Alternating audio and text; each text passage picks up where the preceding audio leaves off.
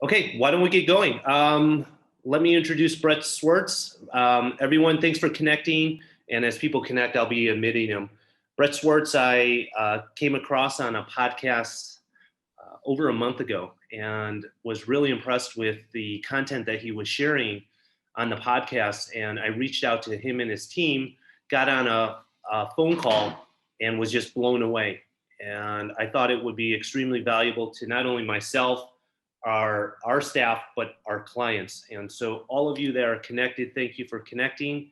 And Brett's going to take it away. Welcome, Brett. Thank you, Nick.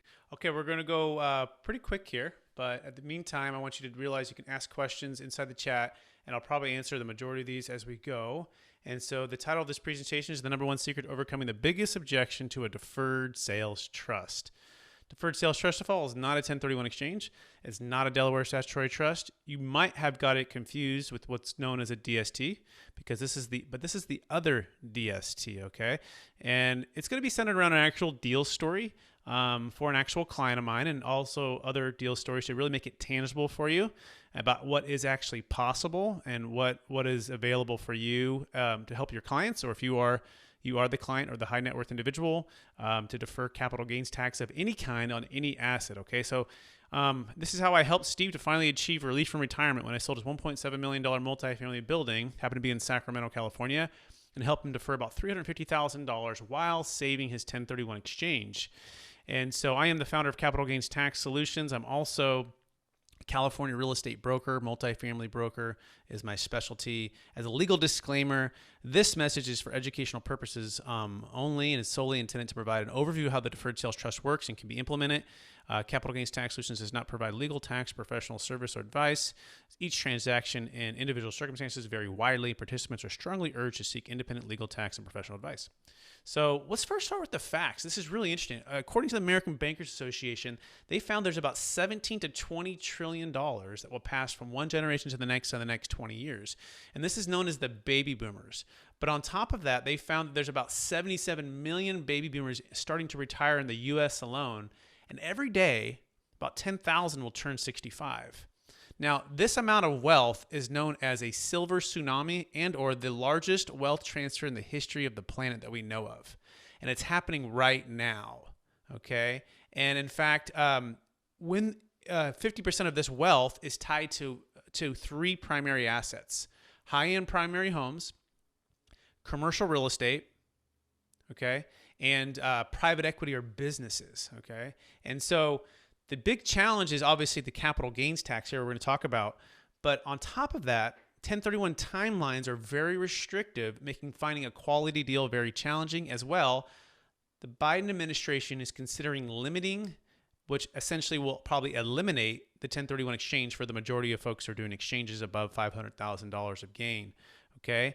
As well, 1031 exchanges are not eligible for public or private stock, cryptocurrency, primary residences, or business sales, whereas the deferred sales trust is, okay? So what are clients facing, or what are you feeling like right now? You're probably feeling a little bit trapped or a little bit frustrated. In fact, the biggest thing is most people are reluctant to sell right now because of the capital gains tax, and it's somewhere between 30 and 50% of the gain, okay? And if Biden's proposal goes through as set, it would be 50 to 70%. Now you say, Brett, how do you get such high numbers? Well, there's state, there's federal, there's the Medicare Obamacare tax, and then there's depreciation recapture, right? So California alone, you're looking at 37%, not even including depreciation recapture if it's a commercial property. And then you add depreciation on top of it, it could be even higher than 50%. So again, but if Biden's proposal goes through, 20% federal will be 40%. This could be as high as 50 to 70%. Okay, so every single day, high net worth primary home, business, stock, and investment real estate owners, cryptocurrency as well, they pay hundreds of thousands to millions of dollars in capital gains tax when they don't have to, and they feel trapped, okay? A few things before we get too deep into this presentation. It's okay to dream of helping your clients defer millions in tax and becoming the number one in your profession. It's also, we believe, more important than ever to unlock new deals, new value, and be in the business of solving your clients' problems. Because how many here realize, if you don't realize it yet, I'm going to let you know again or remind you, that we're actually not in the business of selling real estate. I'm not in the business of selling capital gains tax deferral solutions.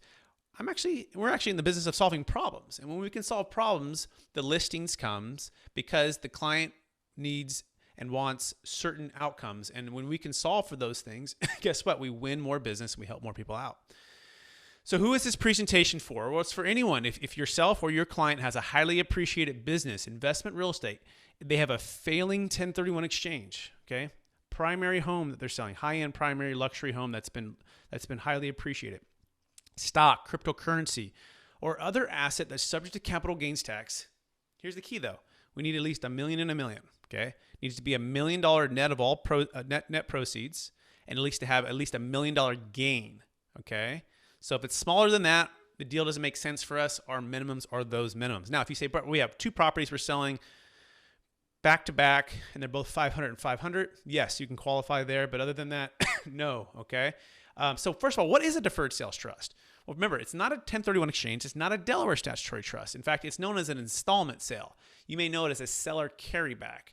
It's a way for you to delay receiving capital at the close of escrow, and therefore you're able to slowly pay tax along the way. It's kind of like an IRA, right? If you think about it, or kind of like a 401k. What do? Well, you put money into this vehicle based upon IRC 401k. That's the tax code. And the government says, as long as you put it in there and it invested in different investments and you don't take income, guess what? You're in a deferral state. So it's the same thing. So I want you to kind of think of it like a DST IRA. Okay, it's kind of like that. It's kind of like a 1031 exchange, right? We're going to defer capital gains tax on the sale of highly appreciated assets. But again, it's not a 1031. See, a 1031 is the old way of doing things, right? In fact, I call this the Blockbuster. And so, Nick, do you remember going to Blockbuster on a Friday night, right? And you're excited, and your wife's like, Nick, go get that movie, right? That's the movie. And so you're on a mission, but you drove there, right? And it was back when you were in Illinois, let's say, and it was snowing outside, and you got to park, and you got to get in there, and you got to fight the crowd. You see the movie, right? And you see the cardboard box and it's pressed out, right? And so you're walking up to get that movie, but right before you grab the movie, someone's 2 steps ahead of you and they grab that same movie, right? And you're frustrated, right? You're like, shoot, I failed my wife, or I failed my spouse, maybe your girlfriend at the time. And you're like, dang it, I had one job. But even if you got that movie and you got home, a couple things might have happened. One, that movie may not even be the right movie, right? Sometimes they have the wrong thing. You're like, what? I thought I got this movie. It's a different movie, right? And or you have to return it within 3 days and you forget about that and you get a fine, you get a penalty. Well, that's like the 1031 exchange in a lot of ways, right? You have 45 days to identify. You have 180 days to close. This is known as a shotgun wedding. And sometimes when you get married quickly, Nick, do you know about this? If you have friends that got married too quick, sometimes things don't work out, right?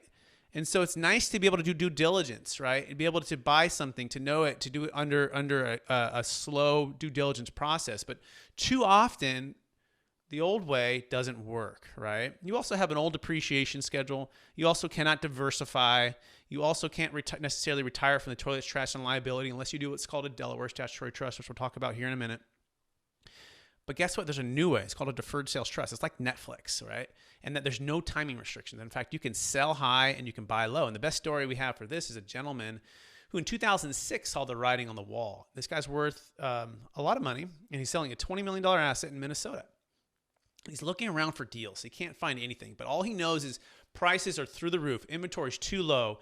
These deals don't make any sense on the cash flow basis. I'm going to do this thing called a deferred sales trust. So he parks his funds, defers all his tax, pays off all of his debt, which, by the way, the Netflix version of doing this is a way to get out of debt, which is really a nice thing right now. We believe getting diversification, getting liquidity, getting out of debt, getting your powder dry on the sidelines is positioning you to buy properties at a discount when the market shifts. So he sells, he parks the money, and he puts it into stocks, bonds, and mutual funds, conservative stuff that's not subject to big old changes like the 2008 crash, right? Because he also was cautious about that. In fact, this guy hates the stock market, so he's very conservative. So his funds are sitting there. 5 years later, guess what? The bank calls him up and says, hey, we just foreclosed on your the property that you had sold before, and we're just curious, would you want to buy it back by any chance? And he goes, well, maybe. What's the price? And the bank says 40% less than what you sold it for. And he goes, yeah, it sounds like a pretty good deal. So he reallocates the funds in the trust via an LLC, all tax deferred, and actively buys that property back with a brand new depreciation schedule at 60 cents on the dollar. Okay. I want to let that sink in. He did not use a 1031 exchange. He deferred all of his tax. He sold high, and he did what our parents taught us to do, and he bought low. He didn't sell high and do the old blockbuster way of buying higher, by identifying 45 days and 180, taking on more debt and more challenges, right?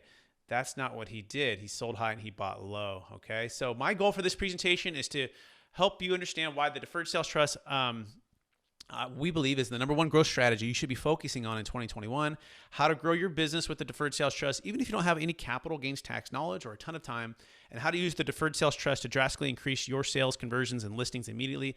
And at the end of the day, solve more of your clients' problems. Clients are looking for transformational exit plans. They're not looking for transactional plans, right? They're not looking for Blockbuster. Everyone is talking about Blockbuster. If you can come in and talk about Netflix and actually solve their problems and not just kick them down the road, then guess what? You win, they win, and more deals will happen. So as a quick background, when I first started out in my career, I started out at a place called Marcus and Millichap, and I learned from some of the best in the business on how to underwrite properties, sell properties, mainly focused in multifamily. I actually grew up in the business of real estate with my father and my mom in the Bay Area. Custom homes, room additions, rentals, and so it's kind of been in my world all my life. I've also closed about $200 million or so in deferred sales trust, multifamily retail office land, and I've also invested in syndications myself. And for over $200 million, I've actually closed 1031 exchanges. I've actually closed Delaware statutory trust, and of course, I've closed deferred sales trust. And I also want to just preface that, which is very important. You can look things up online, and people can have an opinion, but oftentimes 99% of those people have never actually closed a deal of that nature, and or don't even have a client who's closed it. So I want to let you know you're speaking with someone. We've closed 7 deals in the past 40 days alone with the deferred sales trust, and we'll probably close another 7 in the next 40 days. So we're very, very active. I've been featured on a bunch of media, which is where Nick found me. But my favorite place that I've been featured on is a Sharkpreneur podcast. And I was with Kevin Harrington. You might recognize Kevin Harrington from the show Shark Tank, right? He sat on the other side of Mark Cuban for the first 6 seasons, and then Kevin was on my show. So I have a whole podcast where Kevin's learning about this for the first time, and he's still vetting it with his team. But we're coming out with a book. I'm coming out with a book, and he's going to be one of my chapters. So we're hoping to secure something with Kevin on this in the future. But that's just a little sneak peek for what maybe be ahead for us. But by the way, it wasn't always this way, guys. I wasn't the guy talking with Kevin Harrington, closing all the deals all the time. In fact, I wasn't Leonardo DiCaprio in 2006 when I was at Marcus and Millichap. I wasn't just cold calling and closing deals. I was one of the guys in the back, like scratching my head, like, can I really do this? Can I be successful? Am I going to be able to make it? Right? It's a sink or swim environment. I mean, you have to have 100% commission. Or there's no benefits. There's no salary, right? And you're competing with people who have been in the business 5, 10, 20 years, and you're calling people that are very sophisticated and smart. And I'm trying to make it in the business. My cousin was my mentor, and he coached me and he encouraged me, right? How many of you know that the importance of having great mentors and great people who believe in you, even when you're not sure if you believe in yourself? Well, that's what I had. I had people who were speaking life, belief into me, and they were succeeding, and I was watching and observing. I've always been like the tortoise versus the hare, and I just try to improve a little bit more. But growing up, you see, my parents, when we had a lot of success, guess what? That all came crashing down. And this is a big pivotal moment for me in my career and my future, because they got divorced. And I went from having, let's say, a lot of wealth and feeling financially secure as a child to my dad not paying child support and my living with my mom 90%. So I would spend time with my dad during the summers building houses. He wouldn't pay child support. I'd go back to my mom and be like, Mom, where's the money? And it's like, we're struggling, right? Single family house. And we don't have the income, and I'm raising you two boys, my brother and I. So at a young age, I knew I wanted to be successful financially and have a lot of margin for my family. I didn't want that to come in and affect my relationships. And so I found myself starting to get some momentum and some success and learning from people. And all of a sudden, just as I'm making just a little bit of money to think this dream is alive, guess what? The bottom falls out, right? I went from making a little bit, and if you're in the real estate industry anytime, either as an owner, everyone got hit, it seems like, right? And I got hit real hard because I made a little bit to nothing overnight. And I remember sitting in my office, the office with my manager, and another deal just fell apart, right? And I'm just like, I had been successful in basketball. I played scholarship in college, and been successful in multiple degrees, and successful in my relationships, and everything was going great until this point. And the challenge was I was newly married and baby on the way. So it was no longer just Brett by himself being able to just, have good mentors. It was now my wife and my baby daughter on the way. And so I'm scared. I'm feeling like all of this pressure is welling up inside of me. I remember breaking down crying and just going like, what else more can I do here? Right. And what is it going to take? And all of a sudden the flashback of parents' divorce, right, starts to come in. I'm going, oh my gosh, like, is this the future of financial challenges? And then like with my dad and all this stuff. So all that stuff comes flushing back. I'm feeling like a failure, right? As a husband, not providing for the family. I don't know what to do except for do what every good entrepreneur or real estate wannabe professional does. You get a side hustle. So my wife and I are at Cheesecake Factory on a Saturday. We're ordering $12 egg rolls and $8 cheesecake. I'm going, hey babe, like something's got to change. Like, A, we're running out of money. B, we're a student loan debt. C, we've got, I don't know what to do. So couple of things. I can quit the dream of commercial real estate and the big opportunity to get a lot of margin. You can go back to work, which we don't want to do with the baby, right? I can get a side hustle at Cheesecake Factory. We can move my brother into a small condo. We can basically, make some big changes here. And I was willing to do whatever it would take if she was on board. And she was. She believed in the future, the vision. And she said, you know what? Let's do it. Let's move in with your brother in a small condo. Let's work nights and weekends. And that's what I started doing for 60, 70-hour weeks. By day, I would make cold calls. And by this time, I was going through challenges, but so were my clients. See, I was negotiating with banks, and we basically found out that they had overpaid, right? And we deciphered that the 1031 exchange was the challenge, and they didn't have enough diversification and liquidity. And so I'm working Cheesecake Factory by night, and it's really funny. This is my actual manager, and this is not me in the background, although the guy kind of looks like me, but I have a tie, and I'd wear the same tie at Marcus and Millichap that I wear at Cheesecake Factory. I would just switch my suits, And at one point, there's a client in the other room that I'm trying to win a $3 million listing on. I'm like, oh my gosh, if he sees me, I'm embarrassed. I'm like, I'm not going to win that listing. I'm keeping this completely hidden. I'm completely embarrassed at this point, right? I'm like, I just got to stay under the radar. No one at Marcus and Millichap, as far as I know, knows, right? If they would have found me and asked me about it, I probably wouldn't have lied, but I probably would have tried to, change the subject and run away. But for 2 years, I did this, right? For 2 years, I went through this. That being said, my manager at the time brought in a gentleman who's now my business partner to share with me what I'm about to share with you. And he spoke about this deferred sales trust. And he went on to say that this could have solved and eliminated the need for the 1031 exchange forever if we would have known about it. So this was the plan. I was like, all right, I'll do whatever it takes. I start calling people on this. I start cold calling. I start getting meetings. People telling me it's too good to be true. People telling me you should have called me 3 years ago. People telling me you got to get my CPA to say yes. I just kind of fumbled into continually talking and educating myself, and all of a sudden started to grow my business. All of a sudden started to get more listings. All of a sudden started to compete with those who otherwise were just talking Netflix, but I was talking Blockbuster, but I was talking Netflix. So fast forward, I was able to retire from the Cheesecake Factory. I gave him a 2-year commitment, and I walked out 2 years and 1 day after my commitment at Cheesecake. My wife, we live in Sacramento. She's been able to stay home full time. We have 5 children, and I coach and speak and train luxury realtors, commercial real estate brokers, financial advisors on this. Because at one point I didn't know what I was doing. And after 10,000 hours with my business partners, I did. Okay. And so after 10 years, everybody, and it's been like 12 years now, I discovered the hard way. So how many of you want to learn the easy way, right? And you can put that in the chat. Yes, you can raise your hand. I want to try to give as much of my secrets in my brain to you right now. Okay. By the way, if you've been struggling, this is probably why. We talked about the perfect storm with the demographics, right? Your clients, the baby boomers, all of that wealth transferring. That's the first storm. Well, the second storm is a political storm. And the political storm is the Biden administration is proposing to double the capital gains tax rate, essentially eliminate the 1031 exchange, potentially take away the stepped up basis. It is a battle for where the wealth is going to be, in the hands of the people or the hands of the government. Okay. And it's happening right now. Taxes are going up. Their spending is going up. They need to make changes in order to pay for all the stuff, okay, that they've promised. And so you have a huge storm there. The other storm going on is the economy is at an all-time high, right? You have cryptocurrency, some all-time highs in the past couple months. Stock market, real estate, all of this massive amount of wealth, and some people feel trapped from selling, again, because of the capital gains tax. So you have these 3 perfect storms. And also, by the way, if you've been struggling, this is also not your fault, right? Your CPA doesn't know about this, right? In fact, they may think they know, or they may think they will get confused with the Delaware Statutory Trust, or they've read a little bit about it, but they've never done the deal, right? And that's really the key here, okay? Also, just so you know, 1031 exchange companies don't want you to know about this. We have a few that actually do, and they provide both options. But a lot of them want to keep you and or your clients in the 1031 shotgun wedding, right? Because that's the way they get paid. So this is the hard way, aka what your client or you have been forced to do in the past 10 years. Hire a broker, 5 to 6% commission. Sell a property, 0.5% closing costs. Hire attorneys to review documents, $1,000. Hire 1031 qualified intermediary, $750. Hire attorney to draft new LLC.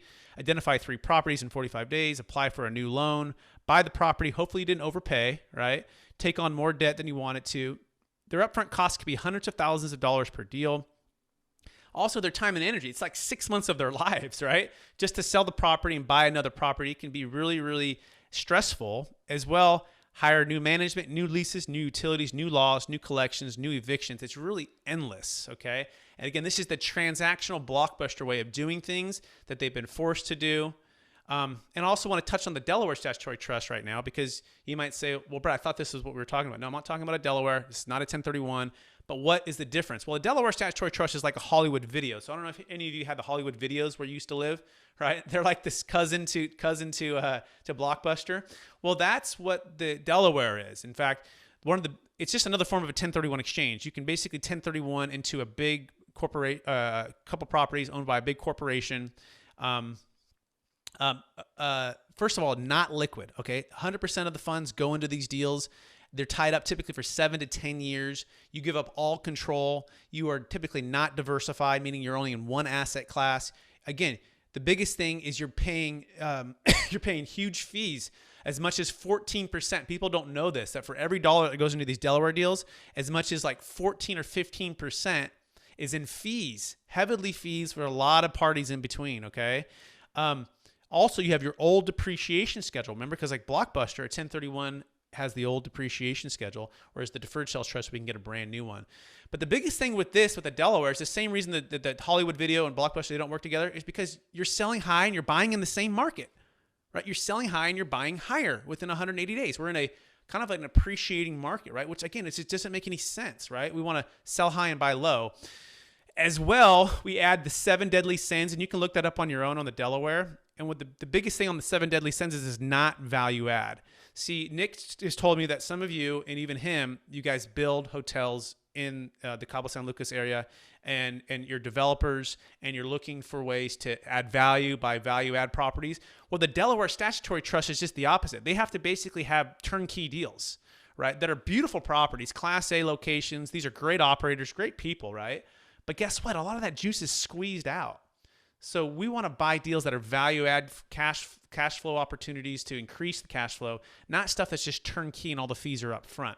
Now, there are some positives to the Delaware, and I want to say that, because every tool has its positives. And by the way, sometimes they do a mixture of both for clients. In fact, we just closed a deal in Colorado for a client, and she wanted to do a partial Delaware. Her deal closed for about close for about $2 million. She paid off about $600,000 of debt, and she wanted to put about $300,000 into a Delaware, and the other $1 million went into a deferred sales trust. So can we do a combination? We absolutely can. Okay. And here are some positives for that. First of all, it's non-recourse loans. And again, they're turnkey, beautiful Class A properties, Class A locations typically, awesome tenants, first-class operators. Okay.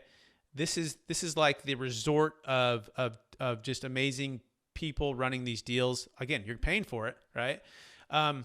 No more new management, right? No more new leases that you have to deal with. No more new utilities or laws or collections. So you do get rid of a lot of that stress. And I call it peaceful mailbox money, but what I really call it is sleepy real estate capital. Like you're just kind of lazy, just not lazy, but I don't always use that word, but sleepy is a better word, right? You're just saying, what, I want to be passive completely, and I don't want to have to think about anything, and it's just real estate. The returns are typically around 5%. Okay. Here's a big one though. It does solve mortgage over basis. If you have debt over basis, we can solve that with the Delaware, which is a nice, sometimes why we do a combo. Okay. So, all that being said, that's the Delaware. Okay. I'm going to walk you through how to deliver a transformational exit plan for your clients. And that's not going to take 30 minutes, but we're gonna just dive in here right now. But first, I want to tell you a couple deal stories. Remember Steve? So Steve is the client of mine where I listed and sold his property. See, Steve grew up in Napa with his family. His parents were both real estate professionals and owners, and they talked about the 1031 exchange at the dinner table. So this is like, this is the real estate religion of commercial real estate, and the number one doctrine was 1031 exchange. Swap until you drop, get the stepped up basis. We are all high-fiving for the family, right? I love that stuff, right? That's amazing. That's what I grew up with too. Well, Steve, for the first time, is presented with an opportunity to sell, and we're going to try to move him from 7 units to 21 units. He bought it for about $600,000. We're selling for $1.7 million, and we're going to do a 1031 exchange. But how many of you know Murphy Law sometimes shows up, and Murphy shows up, and all of a sudden, when everything's lined up, guess what? His partner, his father-in-law, passes away, family emergency, they need capital, all this stuff. So all of a sudden, his 1031 exchange is in jeopardy. He's about to face $350,000 in capital gains tax liability. And guess what? The deferred sales trust saved all of that. More than that, he did this before COVID. So he was able to do this in December before basically March hit, right? Before COVID. And he got out of debt. He got diversified. He got liquid. And he can tell you, I call him Skeptical Steve. And he's great. He goes, Brett, I can tell you it wasn't easy. I had to really dig in. I had to somehow pivot and trust somebody else. I'm a very skeptical person, and his wife is even more skeptical. And so he did the deal. By the way, you can hear his story on my podcast. He tells his entire story. It's pretty awesome. Here's another deal we recently did in Colorado. It's for a client who's worth $25 million. And their biggest challenge was they had no basis on this $5 million apartment complex. And they had about $2 million in capital gains tax, but also all $25 million was inside of their taxable estate. So the big elephant in the room for them was this huge amount of wealth inside of their taxable estate, and how to get it out without having to give it all away to charity, without having to buy a bunch of life insurance. And so they were able to use the DST Plus, which you can use for any size deal. It can be a $100 million deal. And they were able to sell, move it outside the taxable estate, which is going to save them 40% on the death tax, which is something you should also look up and be aware of. Here's another deal in Santa Cruz area. She's in her 70s. She's owned it forever, no basis. She doesn't want a 1031. Very sophisticated, smart lady. Her son's a financial advisor. I mean, he puts us through the ringer. CPA, all the due diligence, everything. California, with his attorneys, CPAs.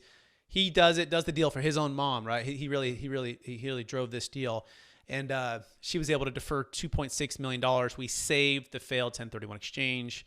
Here's a primary home sale in Silicon Valley. Now, this particular client of mine, he was the #1 realtor in all of Keller Williams, multiple years, okay? He's one of the most well-known in Palo Alto. I won't give his name, but he's very, very sharp and sophisticated, okay? And he's looking at this, and 6 months of due diligence, CPA, everything. This is his dream house that he's selling. He literally was stuck up against debt and liability where if he would have sold, he would have lost everything. But in this scenario, he was able to defer all the tax, sell, save the deal, keep it going because of the deferred sales trust. So does the 1031 work for a primary home? No, that's Blockbuster. It does not work for a primary home. Does a deferred sales trust work for a primary home? Yes, that's Netflix. Netflix works for primary homes, right? So that's pretty cool. Here's another client of mine up in Oroville, Northern California. He owned this property for 30 years, so no depreciation. He's in his 70s. He is not 1031. He's just like, I'm just going to write the check. He's about to write a check for $1 million. I meet with him 45 days before close. Tell him about this. And he goes, Brett, so I don't have to pay the $1 million, right, Ral? No. I can defer it for as long as I want? Yeah. I can live off the interest? Yeah. I'll pay tax on the interest? Yeah. He goes, sign me up. He's done. He's just, this is great. Okay. Here's another one. This guy's worth $40 million. We saved his failed 1031 exchange. He's like, Brett, I have so many properties and so much wealth. Like, I just needed to get my life more simplified. So if I can just put it in the stock market and diversify and be done for a while, that's what I'll do. So we did another deal. We saved a failed 1031 exchange in Georgia. And this gentleman, he's also on my podcast. You can hear his story. His name's Dave. And he's been in the business for 30 years. He started as a real estate professional, and then he's bought and sold properties. We saved his failed 1031 exchange, and that's a deferred $1.1 million. Okay, on and on and on. It can keep going. But really, it all comes down to this one secret, okay? And it's the one secret to overcoming the biggest objection to a deferred sales trust, which is this. Brett, that all sounds amazing. Wow, Brett. But tell you what, I need my trusted advisor to say yes before I move forward. I just don't understand how my CPA doesn't know about this. I don't understand how Nick didn't know about this 5 years ago when I first met Nick. Like, Nick, where you been, right? Uh, but I didn't know about it at a certain point, right? And I just want to tell you two deal stories to give you some instant credibility, to gain instant credibility for your clients. And even if you have no deferred sales trust or tax deferral experience, okay? I'm not asking you to become a CPA.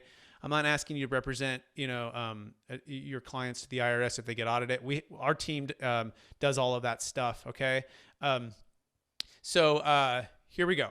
So what's the two biggest objections, or what are the two stories? And this is a story. So Nick, you ready to participate? Yes. Okay, Nick. So I'm going to ask you, do you know who David Young is? I do not know who David Young is. You probably don't, right? Yeah. But have you heard of a guy named Bill Gross? I don't know Bill Gross. So Bill Gross, for those who don't know, in the real estate world, he would be like the equivalent of like a Mark Cuban for like entrepreneurial and business. Like Bill Gross is the financial advisor. Like everyone knows Bill Gross. He's kind of like a Warren Buffett figure. Okay. He was a financial advisor, very respected. It's a group called PIMCO. For those who know PIMCO, they're one of the largest money managers in the world. Okay. So, well, David Young and Bill Gross, David Young was Bill Gross's right-hand guy. Okay. And there's about four others. There's about five guys who took PIMCO from 80 billion to 1.2 trillion. Very smart, sophisticated guys worldwide. They managed money for some of the largest wealth in the world. Sovereign wealth, endowments, pension funds. Guess what? They get approached with a lot of stuff. My tax deferral strategy, my thing, my tool for your clients, right? And they're saying no, or it doesn't pass the smell test is how they say it. Well, guess what? David Young, he retires from PIMCO with Bill Gross. They get a big payday. The band gets back together. 5 of the 6 guys get back together. They form Anfield Capital out of Southern California. And about 3 years ago, they had approached with the deferred sales trust. And like most people, very skeptical. But at the same time, he goes, hey, I'm open. I'll see what it's about. So not for 2 days, not for 2 weeks, not for 2 months, but for 2 years, he does due diligence with his legal team, with his CPAs, with talking to clients, flying back, meeting with the attorney who created this. By the way, it's a proprietary structure. It's probably why you haven't heard about it. It's protected. We don't have any competition because we protect everything. Okay. And he and his team, they all meet with him for 2 days. They go on a big whiteboard, lay everything out, all the boxes, which I'm going to show you some of the boxes here in a minute. And guess what he found, Nick? He goes, look, 2 things. One, that's the smartest person I've ever met, that the person who created this. He's a CPA tax attorney. Number 2, we are all in. We want to roll this out to our clients, and we want to become a part of the new asset allocation advisory team. So they're an option for clients. Okay, so Nick, this is the question for you. So Nick, if it's good enough for David Young and his legal team, after a 2-year due diligence, who's been in the business for 30 years, works with like the Warren Buffett of the financial advising world, and he's all in, is it good enough for you and your legal team? I would think so. Yeah, I hope you understand that, right? So I don't want you to just take my word for it, or even just take the tax attorneys who created this words for it, right? Because we could have a level of bias, but when you have somebody who's as respected as David Young and his team, who are putting their name on this, right, and are a part of this. By the way, you can hear all of David Young's actual story here in his own words. He's on my podcast. He's a multiple contributor to the podcast, and that's capitalgainstaxsolutions.com. And it's called Overcoming False Beliefs of the Deferred Sales Trust with PIMCO alum David Young. Okay, here's the second story. This is an actual deferred sales trust client, and he was a financial advisor himself as well. And the same thing, they get approached with stuff all over. He was the number 1 financial advisor in all of LPL.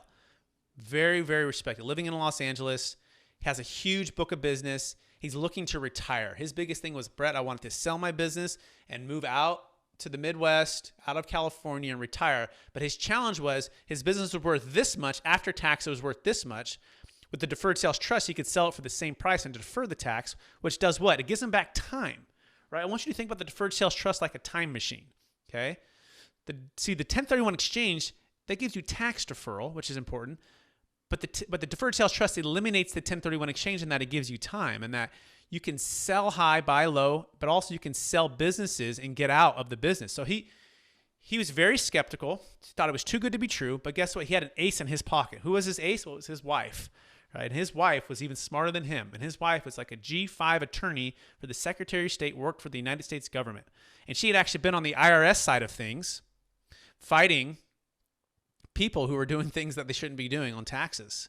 So he goes, honey, when we got married, I told you If you said no to something, we say no. But I'm telling you, I have something here that I learned about. I think it might be too good to be true. I'm not sure that it's legal. Would you please go and research this with the resources that you have? She goes, sure, I'm happy to do it. He goes, but I'll let you know. Here's my promise. If it's true and it works and it's legal and you feel good about it, I will sell my business today, tomorrow, and we can move out of California and we can retire about 10 years earlier. Okay, so it's getting to that transformation piece, right? 10 years earlier, right? 10 years back in his life. So she takes it. 48 hours later, he goes, Brett, she came back home. I didn't know what to expect. And I don't know if you've seen that movie or that show Suits. Nick, have you seen that show Suits where it's like the mentor, the mentee? And every time they come in, right, on a big scene and they like throw the papers down on the desk, right? It's like their big thing, right? Well, she came in, it was like slow motion. And she throws the papers on the desk and she says 2 words that changed my life. She says, it's legit. And he goes, that's all I need to hear? He goes, I literally called the buyer who's ready to buy my business. We closed in 90 days. I have never looked back, and that was 15 years ago. And I go, Cal, would you come on the podcast and tell your story? He goes, no, Brett, I will not come on the podcast. I don't like being on videos, but I will take calls, and I will talk to individuals about my experience. He goes, I love the deferred sales trust. It's 100% legal. We would never put, he goes, Brett, I just want you to tell anyone who calls me, I want you to tell them this first. My wife and I would never put our careers, my 35 years of a business, her career at the, for the United States government, on the line for something that we didn't feel was legit and legal, but people are welcome to call me. So Nick, if it's good enough for Cal Garvin and his wife, who's a treasury attorney, is it good enough for you, Nick? Sounds pretty good. Almost too good to be true. All right, I know it, right? So it becomes easy at this point, right? Once you kind of get over the fact that it's 100% legal.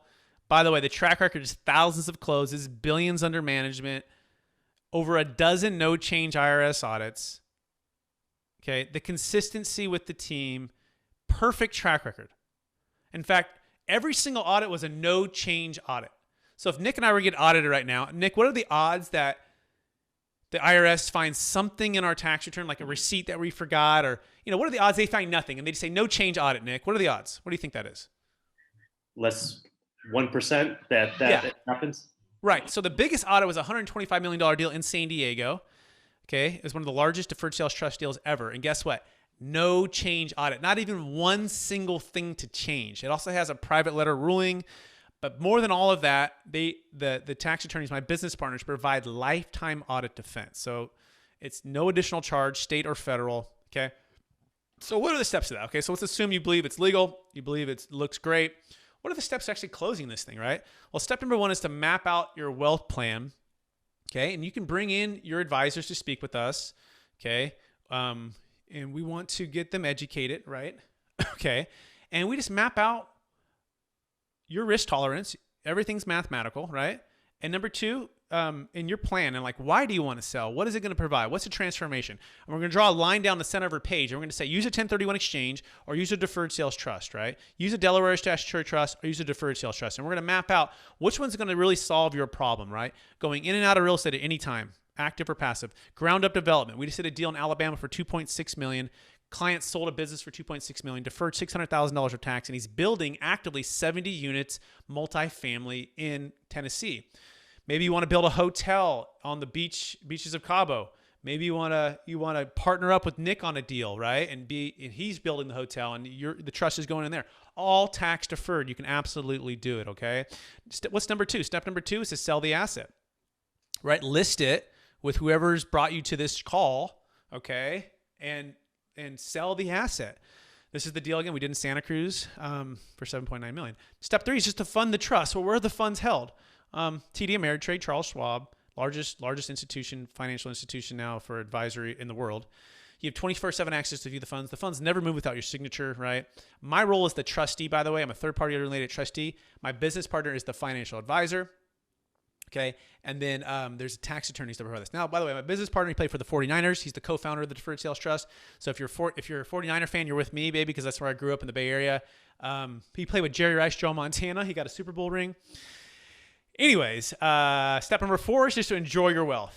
Give more if you want to, but you don't have to. Now, again, what exactly is this? Well, remember, you're carrying paper for this trust. So you are becoming the lender, right? So instead of taking all 10 million, which we're going to do an example for this in a minute, you're carrying paper, you're becoming the bank. These are 10-year promissory notes that over 10 years, it pays you back an amount, typically interest only, where you pay ordinary income tax. If you dip into principal, pay some capital gains tax.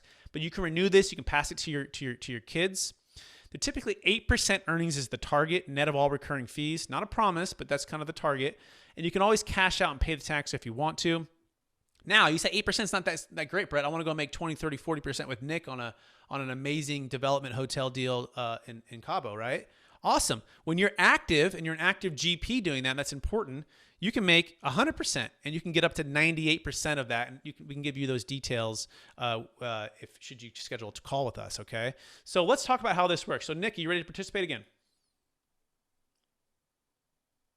Yes, ready. Okay, awesome. So Nick, let's say this is you and we'll do a deal that's closing today. I'm trying to look for the how to get a little pin that I can color with, right?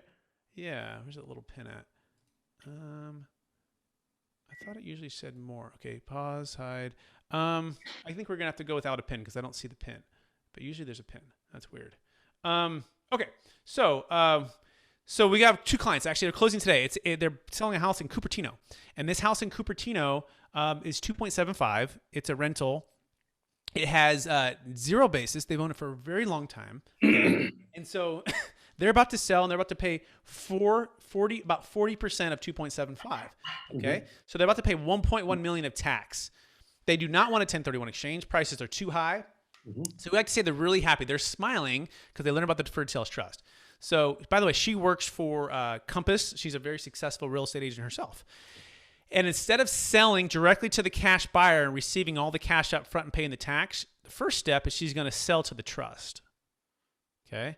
Now, Nick, the trust is going to buy it for 2.75 and sell it for 2.75. So Nick, if the trust bought and sold for the same price, what's the gain for the trust? Zero. And how much tax would a trust owe on zero if it has zero gain?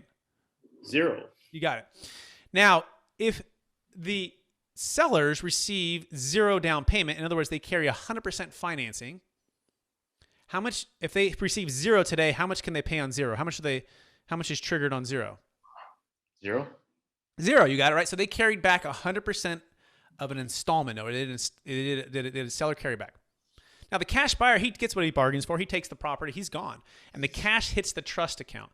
Not unlike a 1031 exchange in some ways, right? Not unlike an IRA in some ways. So any questions, Nick, on that? Does that make sense? Makes sense. Okay. So that's really it. I wish I had a little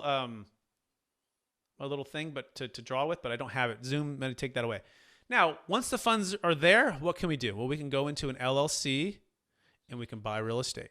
We can go into the stock market. We do hard money lending, right? You can go into partnership deals with yourself or with other partners.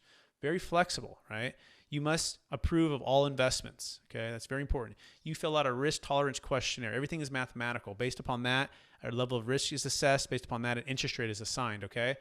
So again, what your clients or you were forced to do, right? You have to stay in your primary home, so you didn't get the listing. You had to not sell a business. You had to overpay for a 1031 exchange. We're doing a cryptocurrency deal right now. It's a $12 million case. They bought Ethereum for $100,000.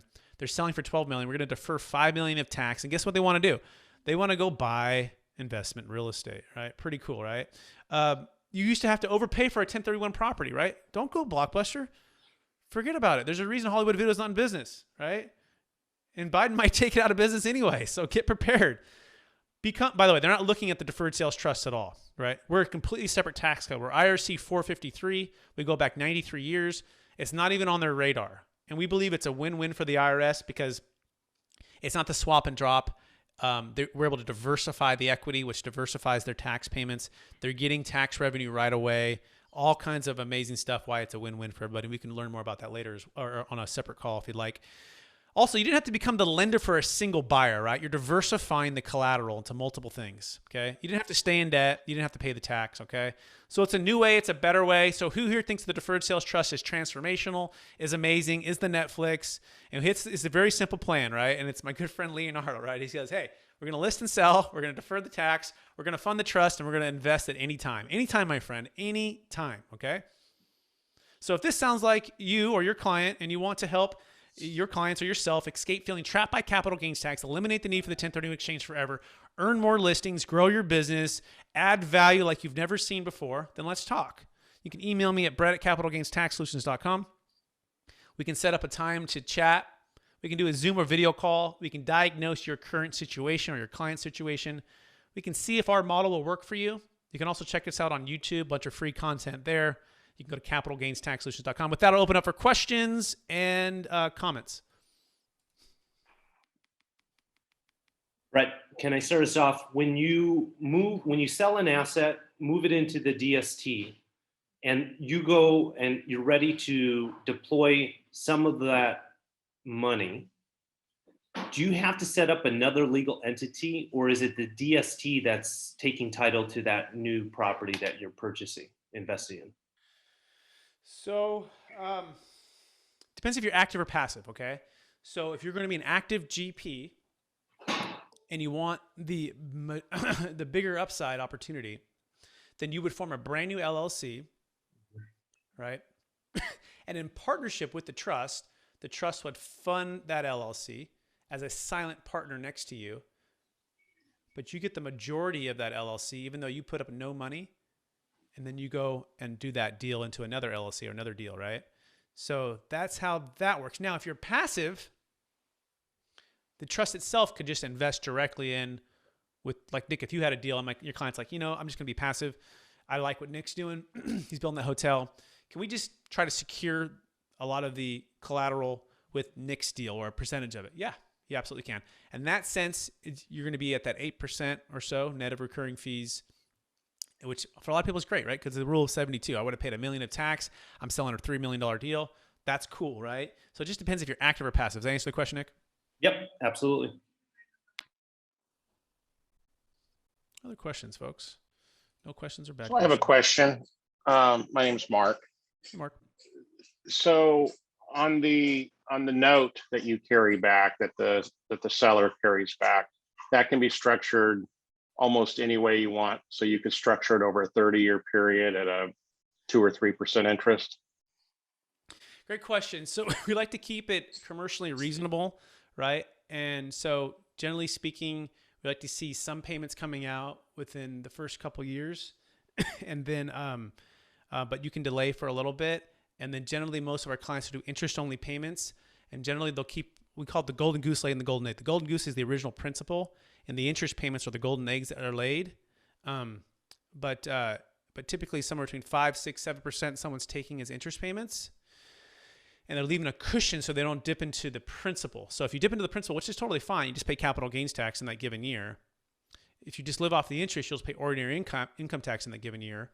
But guess what? You can also establish a brand new residency. So I have a client in Palo Alto. He sold in California and he moved to Nevada and established residency, right? And then started receiving payments, right? So his income tax is based upon Nevada, which is very low compared to California. In fact, it's 0. So that's pretty cool. So does that make sense? Does that answer your question, Mark? It answers my question, but then your comment about moving to a tax-free state with a 1031, if you sell a 1031 in California, then move, that tax follows you, right? California tracks that. Yeah, capital gains tax. You're not going to lose the nexus there. So if you eventually dip into the principal in another state, same rules apply with the 1031. You're going to pay the California capital gains tax. So we're not avoiding tax. We're just deferring it. But the interest payments, where you receive it in that state, get the tax treatment for where you reside. I see. Okay, that makes sense. Thank you.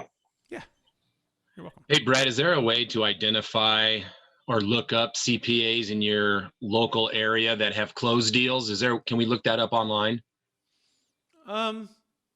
We have a network of thousands of professionals, CPAs, that we can put you in touch with. Okay. And we might, depending on your area that you're in, we may already have that, right? Okay. So yeah, just reach out to us. Thanks. Mm-hmm.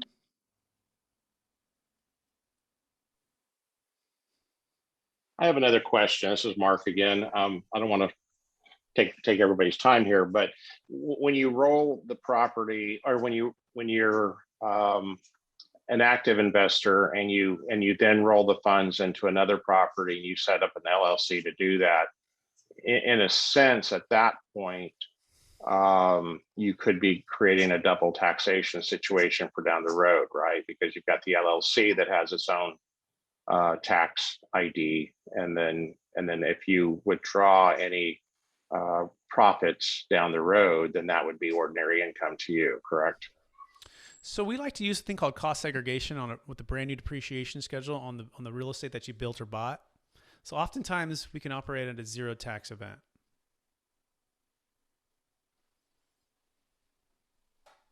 But yeah, potentially if you don't have any depreciation to offset your income, you're always going to pay tax. By the way, I do want to mention we have a free DST landing page calculator for all realtors, especially if you're with Nick. Just make sure you reach out to Nick and I to get you connected there, where it gives you a side-by-side comparison. So you can start running scenarios for yourself or for your clients. And it basically use the DST versus not use the DST. It has your own logo, your own photo, its own backend CRM, no cost. Okay, no cost since you're here with Nick and me. Just make sure to reach out to Nick and I, and we'll get you set up on that. Any more questions? And those are great questions, Mark. Keep them coming. Hey, Brett, you mentioned the 1 million part. That's for capital gains tax solutions requirements. It's not necessarily a DST requirement, correct? Correct. It's not like an IRS code that says deferred sales trust. You're not going to find it there, and it's going to say you got to do these certain things, right? We don't have any minimum required distributions.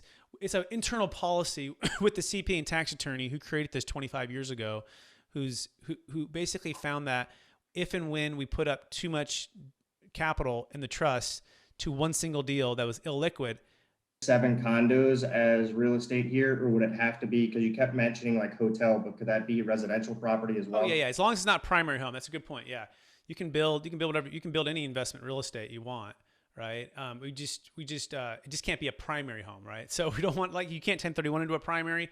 The government gives these things to incentivize business and economic growth so you get taxes, but not on the personal side. So yes, just not cross over the rental versus the primary. Now, does that mean you couldn't use it a couple of weeks of the year? No problem, right? You typically would have you pay fair market rent back to the trust or back to the entity which has it, right? So we do those kind of things, but we just want to be careful not to buy primary. Does that answer the question, Fletcher? Yeah, and one more thing. Have you ever done this internationally? And is there any issue if somebody was looking to do that in Cabo? It has happened internationally, and in fact, it's even better internationally because international folks aren't subject to the exclusions for the estate tax challenges. Like, let's say you have an international client that's worth $50 million. They're not a U.S. citizen. Guess what? That $50 million is going to be subject to 40% death tax. So it's even better internationally. Yes. As far as investing and building other things internationally, yes. But generally, we just want to make sure that we are working with folks like Nick and people like yourself or whoever are experts and are local and are there, right? We're not just some random investment, which most people don't want that for their trust. They're typically going to do that, but we want to be able to see, look, kick the tires on the deal, right? It's not just like a blank check, do whatever you want with it, because we have a perfect track record legally and financially. And so we want to make sure it fits the risk tolerance, the deal makes sense, and we all work as a team to make sure that fulfills the obligation to pay you back. Does that make sense, Fletcher? Yes, thank you. But we're not no people, we're yes people, right? We're not here to say, no, you can't do that. In fact, it's like the only time we've ever even said no, someone's like, can I put it, like there was hypothetical, can I put it all in cryptocurrency? No, it's too much risk, right? Remember, because you filled out this risk tolerance questionnaire, and your wife and you did here, or whatever you did by yourself, and that doesn't match that. All real estate development deals, those are like our favorite. We're like, go for it, especially if it's local, you know it, you're in it, right? Your GP, it's even better, or direct relationship, like someone like Nick, like amazing, right? So that's act number one. I'm not a stock market guy, right? I'm a cash flow real estate to the core, right? And so that's why we've created this and help people do this. If that makes sense.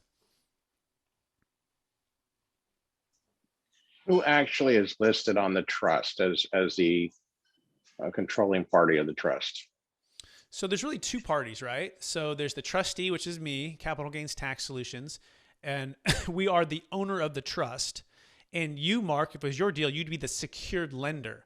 So what does that mean? That means nothing moves without your signature. It also means nothing moves without my signature. And this is important to understand, because if it didn't take my signature, it'd be taxable. You just sold it to yourself, or you sold it to a friend or your college roommate or your best man in your wedding or your nephew, right? Or, whatever. It's a related party.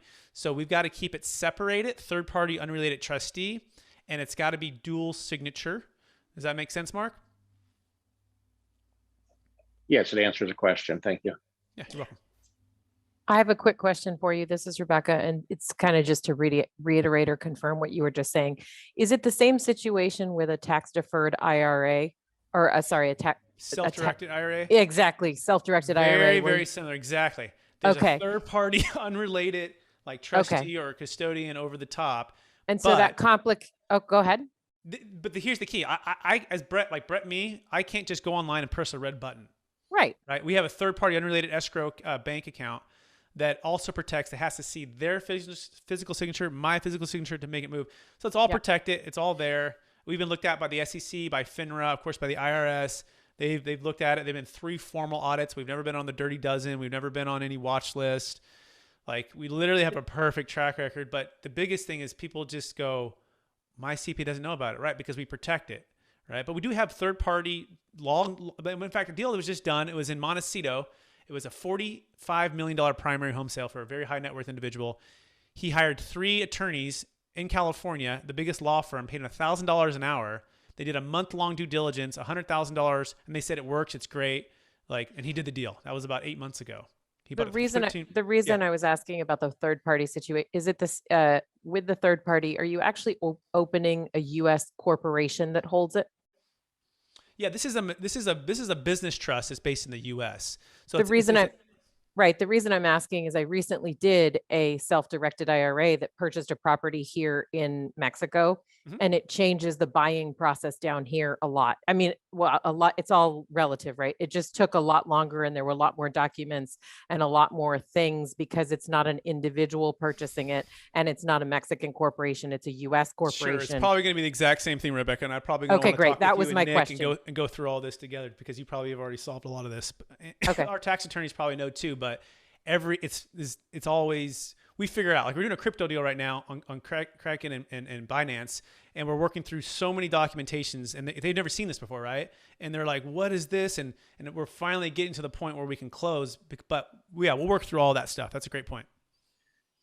Because of the component of the trust and or an LLC that would be buying real estate here in the Baja in Mexico, with the real estate trust that we have to set up here as a foreign entity owning the property, that process is very well established. And so we know how to navigate that at Ronival Real Estate. So we do that all the time for clients.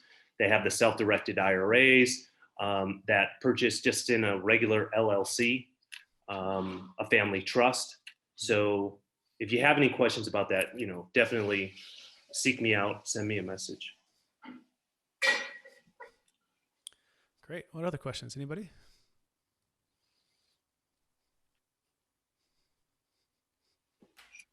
Brett, before this call, I know last week, I think you confirmed that this can be executed and exercised here in Cabo, in the Baja, but there were maybe a couple extra requirements or things to take a look at.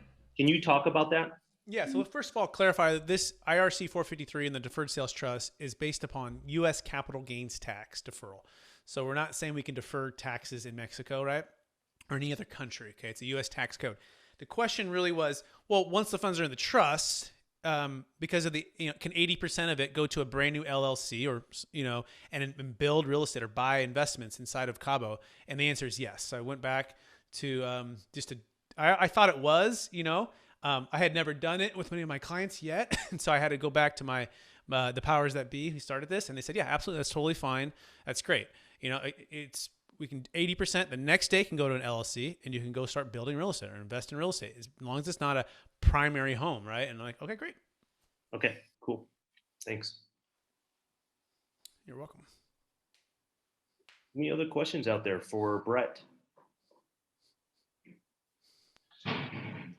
Just to define what you can make up.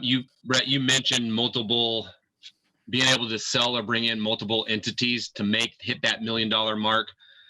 Whether, I have 2 commercial buildings here in Spokane. I have a business. I have a rental residential house.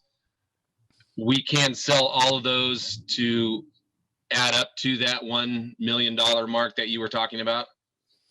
Yeah. So our minimum is $1 million proceeds, 1 million, net gain, net capital gains tax, or $1 million gain and $1 million not proceeds, unless you have 2 deals that equal that. So are you saying you have 3 deals that equal that?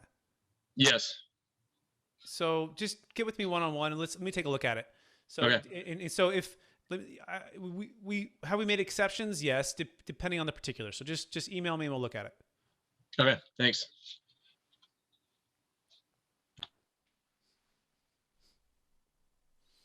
Anybody else? Nick, what do you think? Right, really good. I know we're going to get a lot of views and questions that are going to come out of this. I'll follow up with you, Brett, because I know we're working with, and I didn't see a client that we connected with. I was on a Zoom call 2 days ago. That's exactly a perfect candidate. I think he might have called me, by the way, and tell him I tried to call him back. I think he was in Mexico, and it was all. I just kept trying to, and I'm like, I don't even know how to call Mexico. And I was on the road, so just set up a time with us. Tell him I'm not ignoring him. I just couldn't figure it out. Okay, beautiful. Yeah, I know that client is pretty immediate. He's stateside right now. Have him call me from the U.S. so I have the number. It's good. All right, get us on an email, and I'll call him today. All right, fantastic. I appreciate that, Brett. All right. Any other questions for Brett? All right. And I got to jump too. So, thanks, Brett. Cool. Thanks, everybody. Appreciate your Thanks time. for the opportunity.